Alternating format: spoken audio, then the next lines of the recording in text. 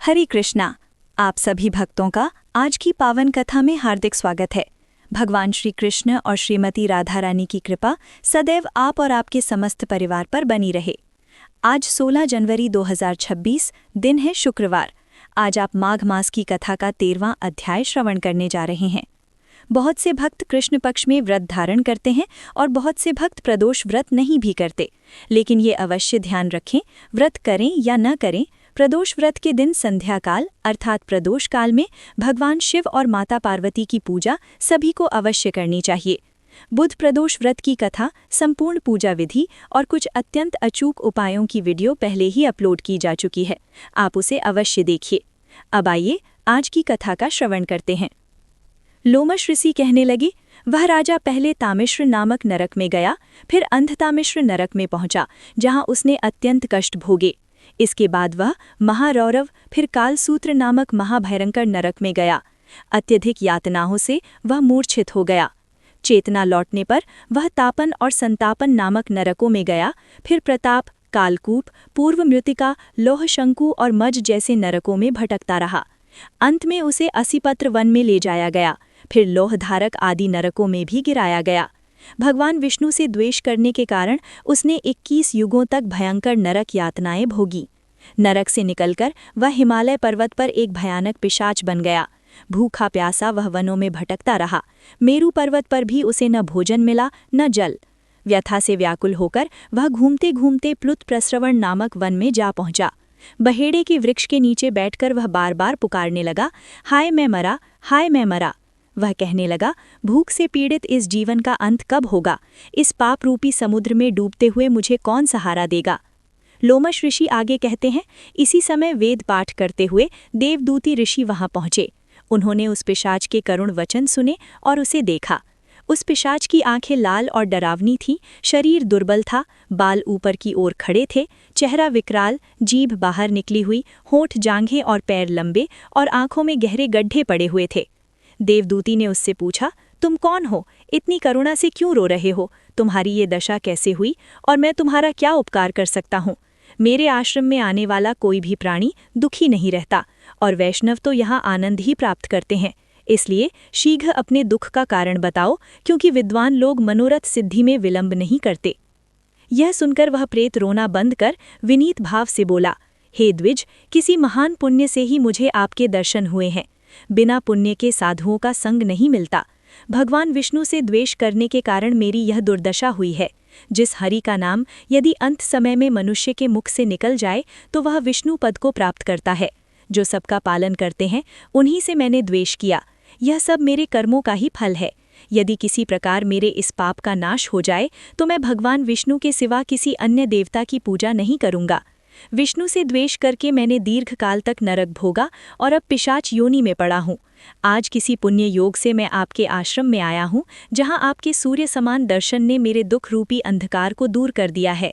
अब कृपा कर कोई ऐसा उपाय बताइए जिससे मेरी यह पिशाच योनि समाप्त हो जाए। देवदूती ऋषि बोले, माया देवता, मनुष्य और असुर सबकी स्मृति को मोहित करती है। इसी से धर्म का नाश करने वाला द्वेष उत्पन्न होता है। जो जगत की उत्पत्ति, रक्षा और लय करने वाले सब प्राणियों की आत्मा है, उनसे भी लोग द्वेष करते हैं। यह कितना बड़ा अज्ञान है। चारों वर्णों के लिए वेदोक्त हरि भजन ही श्रेष्ठ है। वेद विरुद्ध मार्ग पर चलने वाले नरक को प्राप्त होते हैं। इसलिए वेद विरुद्ध कर्मों का त्याग करो। देवता, वेद और ब्राह्मणों की निंदा करने वाले निश्चय ही नरक में जाते हैं, जैसे द्रविड़ देश का वह राजा गया। लोमश ऋषि कहते हैं, इतना कहकर देवदूती ऋषि ने उस पिशाच को सुमार्ग बताया और कहा, माघ मास में प्रयागराज जाकर गंगा यमुना के संगम में स्नान करो। इससे तुम्हारी पिशाच योनि समाप्त हो जाएगी। माघ मास में प्रयाग स्नान से मनुष्य पूर्व जन्म के सभी पापों से मुक्त हो जाता है। इससे बढ़कर कोई प्रायश्चित नहीं है। गंगा यमुना का संगम मोक्ष और स्वर्ग का खुला हुआ द्वार है। यह पाप रूपी बंधन काटने की कुल्हाड़ी है। जैसे शरद पूर्णिमा का चंद्रमा घना अंधकार दूर कर देता है, वैसे ही संगम स्नान से मनुष्य पवित्र हो जाता है। ऋषि के इन वचनों को सुनकर उस प्रेत के मन में शांति उत्पन्न हो गई, मानो वह समस्त दुखों से मुक्त हो गया हो। फिर उसने प्रसन्न होकर विनयपूर्वक ऋषि से एक प्रश्न पूछा। अब उसने ऋषि से क्या पूछा, यह संपूर्ण वृत्तांत आप अगले अध्याय में सुनेंगे। मुझे पूर्ण विश्वास है कि आपको ये कथाएं पसंद आ रही होंगी। यदि कथा अच्छी लगी हो तो वीडियो को लाइक कीजिए, इसे अपने परिवार और मित्रों के साथ अधिक से अधिक शेयर कीजिए और कमेंट बॉक्स में राधे राधे लिखना बिल्कुल ना भूलें। अब आप श्रवण करेंगे श्री नारायण कवच, जिसके सुनने मात्र से भगवान श्री हरि की विष्णु की असीम कृपा प्राप्त होती है। जय श्री हरि। श्री शुकदेव जी बोले, हे राजन परीक्षित, इंद्र ने आचार्य विश्वरूप से ये वैष्णवी विद्या अर्थात नारायण कवच प्राप्त की थी। इस कवच के प्रभाव से वो समस्त असुरों को जीतकर त्रिलोकी का ऐश्वर्य भोगने लगे। मैं उस नारायण कवच का वर्णन करता हूँ जिसे धारण करने मात्र से मनुष्य समस्त भय और संकटों से मुक्त हो जाता है। जो पुरुष प्रातःकाल शुद्ध होकर मन को संयम में रखकर भगवान श्रीहरि का ध्यान करता हुआ इस कवच का पाठ या श्रवण करता है, उसकी रक्षा स्वयं भगवान नारायण करते हैं। भगवान श्रीहरि गरुड़ की पीठ पर विराजमान हैं। उनके 8 हाथों में शंख, चक्र, गदा, तलवार, धनुष, बाण, ढाल और पाश सुशोभित हैं। अणिमा आदि 8 सिद्धियां उनकी सेवा में तत्पर रहती हैं। वही ओमकार स्वरूप प्रभु सब दिशाओं से मेरी रक्षा करें। मत्स्यावतार भगवान जल में स्थित समस्त जलचरों से मेरी रक्षा करें। कच्छप रूप में भगवान जल और थल दोनों स्थानों पर मेरी रक्षा करें। वराह भगवान मार्ग में मेरी रक्षा करें। नृसिंह भगवान दुर्गम स्थानों, वन, दुर्ग और रणभूमि में मेरी रक्षा करें। वामन भगवान स्थल पर और त्रिविक्रम भगवान आकाश में मेरी रक्षा करें। परशुराम पर्वतों पर मेरी रक्षा करें। भगवान श्री राम वनवास के समय मेरी रक्षा करें। बलराम जी मनुष्यों द्वारा किए गए कष्टों से मेरी रक्षा करें। भगवान श्री कृष्ण समस्त भय, मोह और शत्रुओं से मेरी रक्षा करें। प्रातःकाल भगवान केशव, मध्याह्न में भगवान विष्णु, सायंकाल भगवान माधव और रात्रि में भगवान पद्मनाभ मेरी रक्षा करें। हे सुदर्शन चक्र, आपका तेज प्रलयकालीन अग्नि के समान है। आप मेरे शत्रुओं का नाश करें। हे कौमुदकी गदा, आप वज्र के समान प्रहार कर मेरे विरोधियों को चूर्ण कर दें। हे पंचजन्य शंख, आपके नाद से मेरे शत्रुओं के हृदय कांप उठें। हे नंदक तलवार, आप मेरे समस्त शत्रुओं को छिन्न भिन्न कर दें। हे ढाल, आप दुष्टों की पाप दृष्टि को नष्ट कर दें। सूर्य, चंद्र, ग्रह, नक्षत्र, भूत प्रेत, पिशाच, ब्रह्म राक्षस, सर्प, हिंसक पशु, चोर, डाकू, शत्रु, रोग और विपत्तियां भगवान के नाम, रूप और आयुधों के स्मरण से नष्ट हो जाएं। जो व्यक्ति इस नारायण कवच को धारण करता है, उसे अग्नि, जल, विष, अस्त्र शस्त्र, राजा, डाकू, राक्षस और दुष्ट प्राणियों से कभी भय नहीं होता। जो इस कवच को श्रद्धा और विश्वास के साथ सुनता या पढ़ता है, उसके सामने सभी प्राणी आदर से झुकते हैं। वो दीर्घायु, निरोगी और यशस्वी होता है। हे राजन, प्राचीन काल में एक कौशिक गोत्रीय ब्राह्मण ने इस कवच को धारण कर योग द्वारा देह त्याग किया। उस स्थान के ऊपर से जब गंधर्वराज चित्ररथ विमान से गुजरे तो वे नीचे गिर पड़े। जब उन्हें इस कवच का प्रभाव ज्ञात हुआ, तब उन्होंने उस ब्राह्मण की अस्थियों को सरस्वती नदी में प्रवाहित किया। इस प्रकार नारायण कवच के प्रभाव से इंद्र ने दैत्यों पर विजय पाई, और जो भी श्रद्धापूर्वक इसका श्रवण करता है वो समस्त भय से मुक्त हो जाता है। श्री नारायण कवच संपूर्ण। श्री राधा कृपा कटाक्ष स्तोत्रम। मुनीन्द्र वृंद वंदिते त्रिलोक शोकहारिणी, प्रसन्न वक्त्र पंकजे निकुंज भूविलासिनी, व्रजेन्द्र भानु नंदिनी, व्रजेन्द्र सुनु संगते, कदा करिष्यसि मां कृपां कटाक्ष भाजनं कुरु। अशोक वृक्ष वल्लरी वितान मंडपस्थिते, प्रवाल बाल पल्लव प्रभारुणांघ्रि कोमले, वराभय स्फुरत करे प्रभो सपद्य ही दयां कुरु। कदा करिष्यसि मां कृपां कटाक्ष भाजनं कुरु। अनंग रंग मंगल प्रसंग भंगुराभ्रुवां, सविभ्रमं ससंभ्रमं दृगंतबाणपातने, निरंतरं वशीकृते ननंदनंदनं सदा।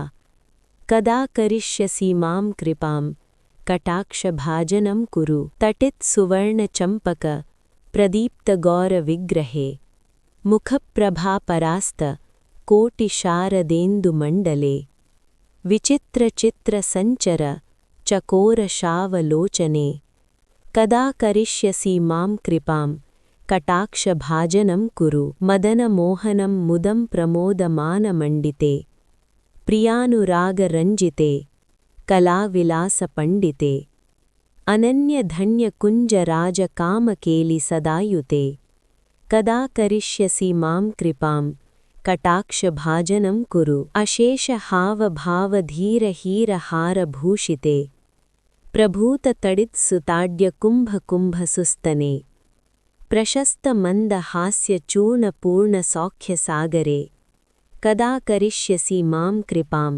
कटाक्षभाजनं कुरु मृणालबालवल्लरी तरङ्गरङ्गदौलते लतालसद्लोलनीललोचनावली ललनमिलनमनोहरी मुग्धमोहिनी स्थिते कदा करिष्यसि मां कृपां कटाक्षभाजनं कुरु सुवर्णमल्लिकाञ्चित त्रिरेखकुम्भकण्ठगते त्रिसूत्रमङ्गलीगुण त्रिरत्नदीप्तिते नवीननीलकुन्तल प्रसूनगुच्छगुम्फिते कदा करिष्यसि मां कृपां कटाक्षभाजनं कुरु नितम्बबिम्बलम्बमान पुष्पमेखलागुणे लघुद्रुतं प्रगर्जिते करीन्द्रशुण्डदण्डके प्रसन्नगौरगौरते व्रजाधिते नमोऽस्तुते कदा करिष्यसि मां कृपां कटाक्षभाजनं कुरु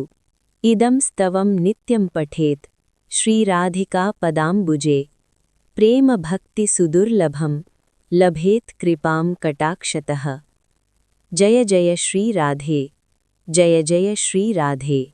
श्री तुलसी महारानी करूं विनय शिरनाय जो मम हो संकट विकट दीजय मात नशाय। नमो नमो तुलसी महारानी महिमा अमित न जाए बखानी दियो विष्णु तुमको सन्माना जग में छायो सुयश सुहाना। विष्णु प्रिया जय जय भवानी तीन लोक की तुम सुखदानी। भगवत पूजा करे जो कोई बिनु तुलसी के सफल न होई। जिन घर तुलसी बिराजे नित हरि वास करे तहाँ निश्चित। करे जो नित तुलसी सुमिरन ताके काज होए सब पूरन।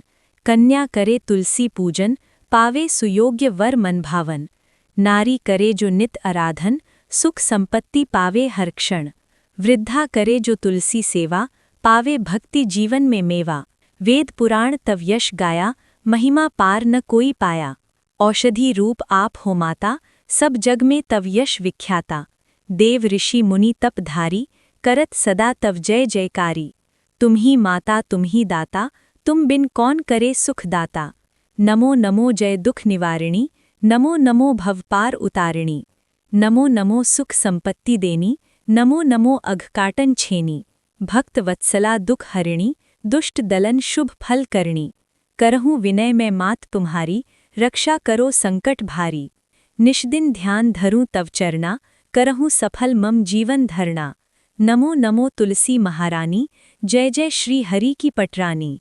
जय तुलसी महारानी नमो नमो हरि की पटरानी नमो नमो। धन्य तुलसी पूर्ण तप कीनो शालीग्राम बनी पटरानी नमो नमो। जाके पत्र मंजरी कोमल श्रीपति चरणन लिपटानी नमो नमो। धूप दीप नैवेद्यारती पुष्पन की वर्षा बरसानी नमो नमो।